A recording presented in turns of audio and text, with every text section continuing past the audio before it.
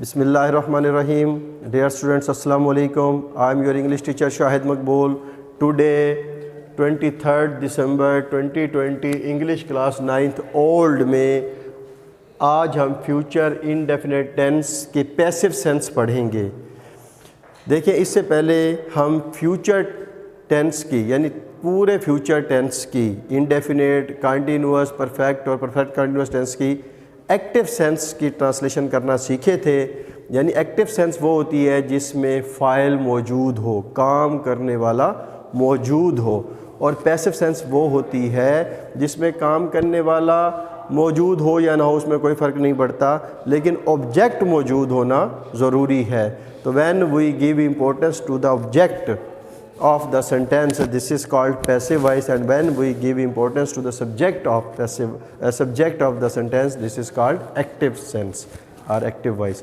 Here आपको मैं बताता चलूँ कि जो हमारी शनाख्त फ्यूचर इंडेफिनिट टेंस में एक्टिव सेंस की थी वही शनाख्त सेम पैसिव सेंस की भी है। बस फ़र्क सिर्फ ये है कि यहाँ ऑब्जेक्ट को इम्पोर्टेंस दी जाती है और काम करने वाला मौजूद नहीं होता।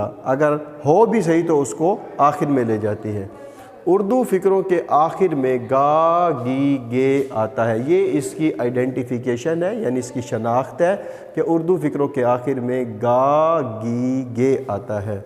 इसका बनाने का कायदा ये है, यानी मेथड ये है कि ऑब्जेक्ट पहले लगाएंगे, विल या शैल ऑब्जेक्ट के मुताबिक लगाएंगे, उसके बाद बी का इजाफा करेंगे और third form of verb use करती है। मैं आपको पहले बता चुका हूँ और फिर आपको बताने जा रहा हूँ कि हर पैसिव सेंस में हर पैसिव सेंस में third form of verb use होती है।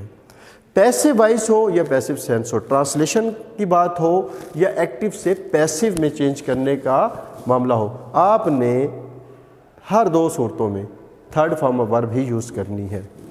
देखिए जी, मेथड इसका ये है कि ऑब्जेक्ट लगाएंगे विल, शैल, नॉट, बी और थर्ड फॉर्म। नेगेटिव बनाने के लिए विल, शैल के साथ जो नेगेटिव बनाना है तो उसमें विल, शैल के साथ नॉट, बी और थर्ड फॉर्म, और जब आप इंट्रोगेटिव बनाएंगे तो will, shall, object, be, third form of the verb in the last question mark.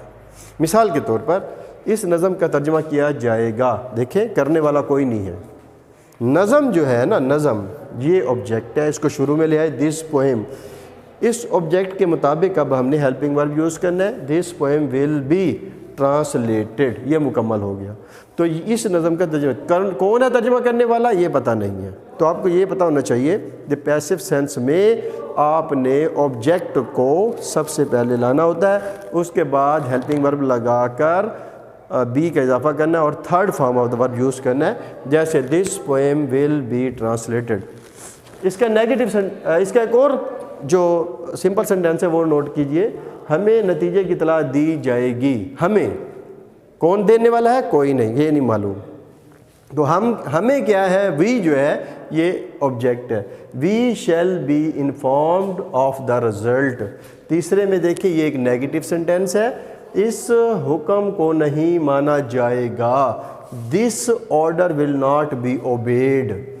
ये और नेक्स्ट फोर्थ जो है नंबर 4 पे दिया हुआ है, ये टैक्स कैसे वसूल किया जाएगा, ये एक इंट्रोगेटिव सेंटेंस है, how will this tax be recovered. तो जब भी आप उर्दू से इंग्लिश पैसिव सेंस की ट्रांसलेशन करेंगे तो ये जो दिए गए मेथड्स हैं इनको सामने रखेंगे और ट्रांसलेशन शुरू करेंगे। देखिए, मैं आपको बता रहा हूँ कि आपके होमवर्क में पेज 131 पर जो एग्जाम्पल्स दी गई हैं, पेज 132 पर, पेज नंबर 133 और 134 तक, ये जो एग्जाम्पल्स दी गई हैं ये आपके स्मार्ट सिलेबस में शामिल हैं। आपने इन्हीं एग्जाम्पल्स को प्रिपेयर करना है, अच्छी तरह से अपने होमवर्क में करना है, रजिस्टर पे इनको करना है और प्रैक्टिस करनी है और हमें भेजना है। देखिए, कुछ मैं एग्जाम्पल्स आपको पढ़ के सुना रहा हूँ, आप नोट कीजिए। ये मैच कराची में खेला जाएगा, this match will be played in Karachi. कल अस्पताल का इफ्तिताह किया जाएगा, the hospital will be inaugurated tomorrow. इस साल कपास ज़्यादा रकबे पर उगाई जाएगी, cotton will be grown on larger area in this year یا this year. وقت دن کے وقت کتے کو باندھ دیا جائے گا. The dog will be chained during the day. Railway station پر ان کو سلام کیا جائے گا. They will be greeted at the railway station. مریض کو آج ٹیکہ لگایا جائے گا. The patient will be injected today. School کے ہال میں فلم دکھائی جائے گی. A film will be shown in the school hall. ہمیں نتیجے کی اطلاع دی جائے گی. We shall be informed of the result. ہر معذور آدمی کی مدد کی جائے گی. Every disabled person will be helped. درختوں کے پتے جلا دیے جائیں گے. The leaves of trees will be burnt. The leaves of the trees will be burnt. یہ تھے کچھ سمپل سینٹینسز فیوچر انڈیفینٹ کے پیسو سینس کے. آئیے کچھ نیگیٹو سینٹینسز دیکھتے ہیں. کیمرہ ادھار نہیں لیا جائے گا. The camera will not be borrowed.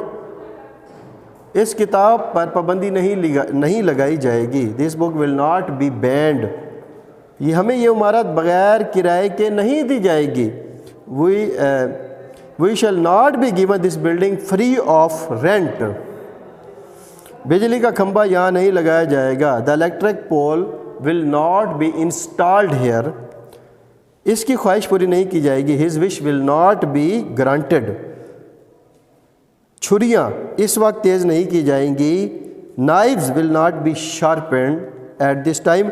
Bank 12 بجے بند نہیں کیا جائے گا. The bank will not be closed at 12 o'clock. Dear students یہ کچھ نیگیٹو سینٹینسز تھے. آئیے آپ کچھ انٹروگیٹو سینٹینسز کو دیکھتے ہیں. کیا اس کو ہاسٹل سے نکال دیا جائے گا؟ Will he be turned out of the hostel?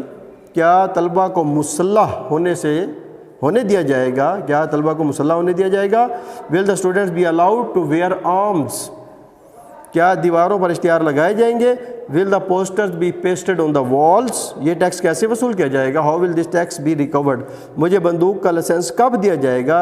When shall I be granted a gun license? قرضہ کب ادا کیا جائے گا؟ When will the loan be repaid? کیا قاتلوں کو کل پھانسی دی جائے گی؟ Will the murderers be hanged tomorrow? یہ کہانی کب سنائی جائے گی؟ When will this story be told? ہمارا امتحان کب لیا جائے گا؟ When shall we be examined? Dear students یہ کچھ ایگزامپلس تھیں جو انٹروگیٹو سینٹینسز کی تھی. میں امید کرتا ہوں کہ آپ جو ہے نے اس ٹینس کو یعنی فیوچر انڈیفینٹ ٹینس کی پیسو سینس کو اچھی طرح سمجھ لیا ہوگا. اگر پھر بھی اس ٹینس کے بارے میں کوئی پرابلم ہو کسی مشق کو کرنے میں کسی سینٹینس کو ٹرانسلیٹ کرنے میں تو آپ مجھ سے رابطہ کر سکتے ہیں میرے واٹس ایپ نمبر پر. بہت شکریہ. ہمارا یہ ویڈیو لیکچر دیکھتے رہیں اور سمجھنے کی کوشش کریں. امید ہے کہ آپ اس سے خوب استفادہ کریں گے. بہت شکریہ. السلام علیکم.